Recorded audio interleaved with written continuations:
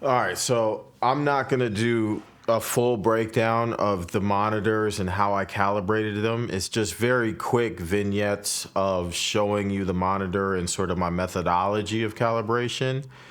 There's other reviewers out there that have done breakdowns with the Portkeys and the SmallHD 702 Touch Cine.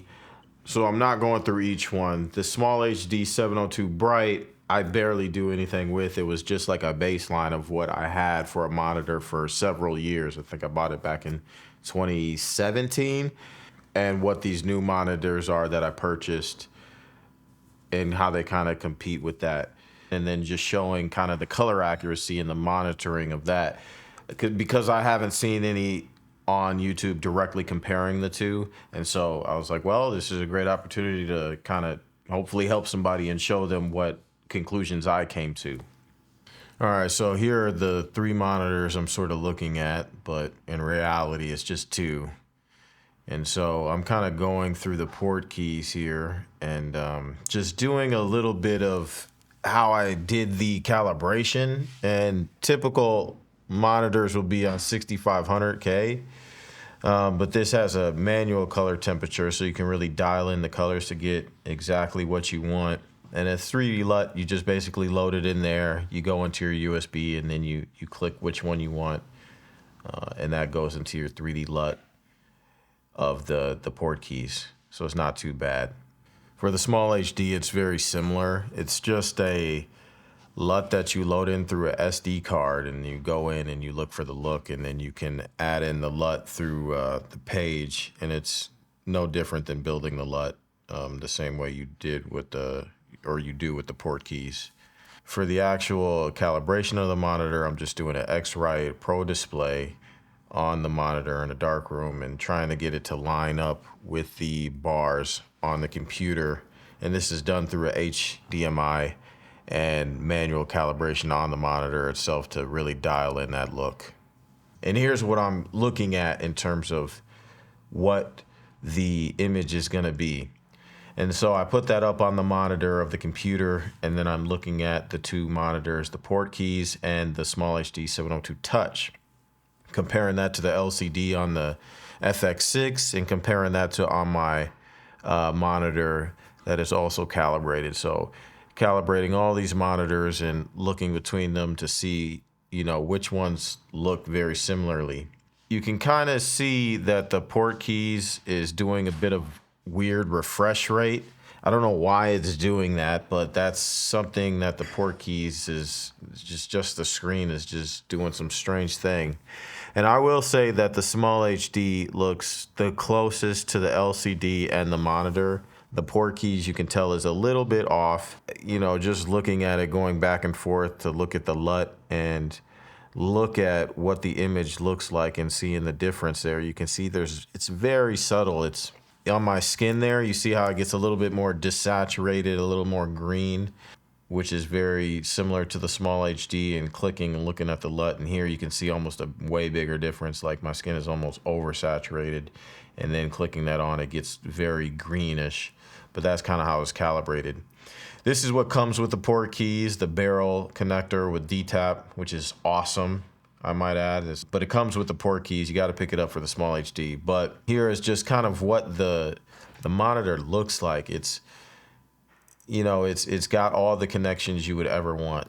There's nothing on it that's really missing. 2 SDI outs, SDI in, HDMI out, HDMI in, and the nice airy locking pin connector on the top and the bottom. It's not on the sides, but it does the job. And then of course the Sony L batteries. And the build quality is really nice. It's super light. It's just a great overall build quality of a monitor. I just wish it didn't cost $900 because of the screen. And here's a SmallHD. It's heavier. It doesn't seem like it has great build quality, but then again, my cat actually knocked it on the floor and it didn't break, so it worked out very well. 2 SDIs in, or it could be a SDI out. It can match that. It's got the barrel connector on there as well, and the HDMI in, HDMI out. So it's got pretty much the same connection points. It doesn't have the Wi-Fi. in it, but you know, that's fine. I don't really use that anyways. I don't use the monitor to control my camera. And here are the area locking points. It doesn't have one on the top, but it does have one on the bottom, and it does have one on each side of the monitor. And I'm not sure what will go in there, but the iFootage one does not work. And the nice thing is it auto rotates. So even if you put it in the bottom and you want to rotate the screen from the bottom, it'll still work.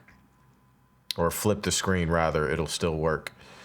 And see, these are the area locking pins on the iFootage one, but they don't go into the monitor that well. I don't know why or what the dealio is, but you know, it just doesn't line up. I don't know if that's an iFootage thing or a SmallHD thing, but it just doesn't work. And I'm trying to show, but again, it's hard with one hand showing this, but trust me when I say it only goes in by the 1/4-20 of the actual iFootage connector, which, you know, is not great because you want more connection points to not have your monitor twisting and turning around, but you know, it is what it is. And yeah, it's a little bit disappointing that this monitor, you know, I think got it on sale for $1,500, but it's like $1,900 off sale, and it's just like, I wish it came with a barrel connector or something. It just seems like it's expensive for what it is. It doesn't make any sense. And so, you know, the build quality doesn't feel as rugged as the Portkeys, but then again, it's, you know, you're probably not going to bang this around all day, and I typically just use it as a director's monitor anyway, so it's going to get the job done for me.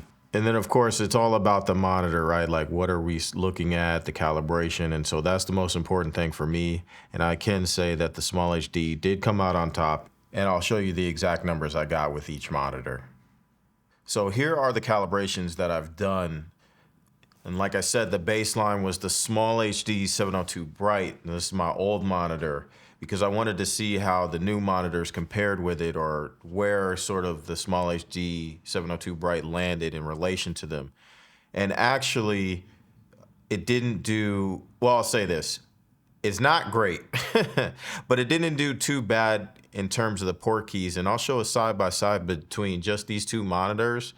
But what I did was I just did a straight up calibration without any sort of manipulation of the colors or manual changing of the colors to RGB. So I just did one straight off the bat. And if you look at the numbers, it doesn't look super phenomenal, but obviously the sRGB being at basically a 92, and then Adobe and DCI-P in their 60s isn't, you know, phenomenal here. But then I did do a adjustment, or tried to adjust as much as I could in the second time I did a calibration, but it could never really get in the middle. And I don't know if that's because of the age of the monitor or just the way the screen is laid out, but I tried as much as I could, and this is about as close as I could get it.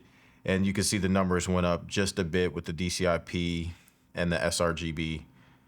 And I think if I could, or if it could have gone in the middle, I might have been able to push it up to probably 70% in the DCI-P and the respective color gamuts, or the gamma coverage, which would be very close to the Portkeys. But real quick, I'm gonna go to the 702 Touch, and right away just try to line it up in the middle. You can see you get the green check mark. This is around 1150 in terms of nit brightness. And look at these numbers. Look at how much better these are. The sRGB 98, Adobe RGB 93, DCI-P 92. I mean, much better color accuracy when it comes to calibration. And this is the biggest reason why I stuck with this monitor, even though it had the biggest price tag.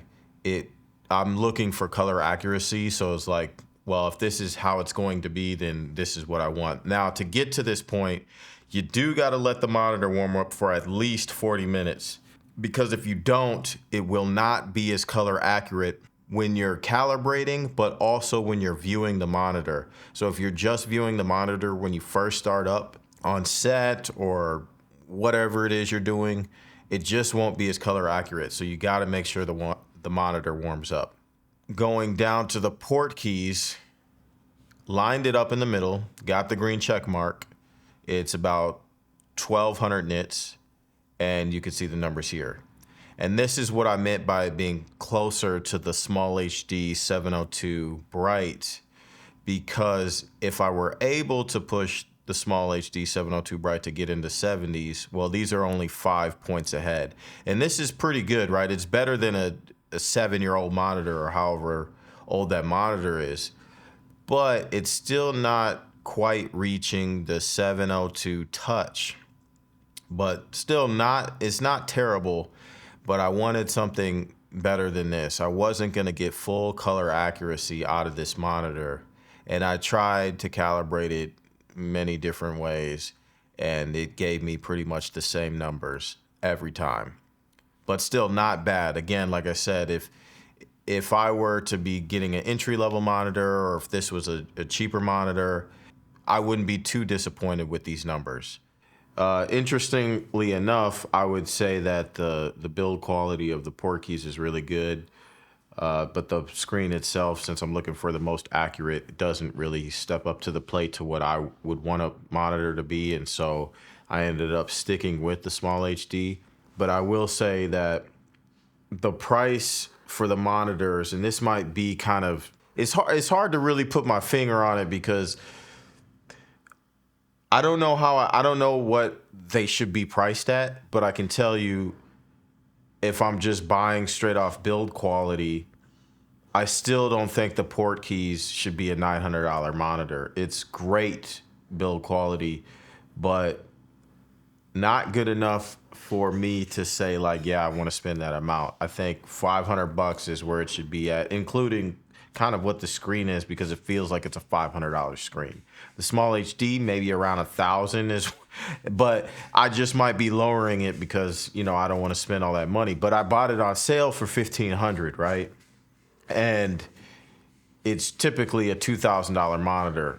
I couldn't get there with that, and since it was on sale, it's like, okay, and I needed to replace my SmallHD 702 bright.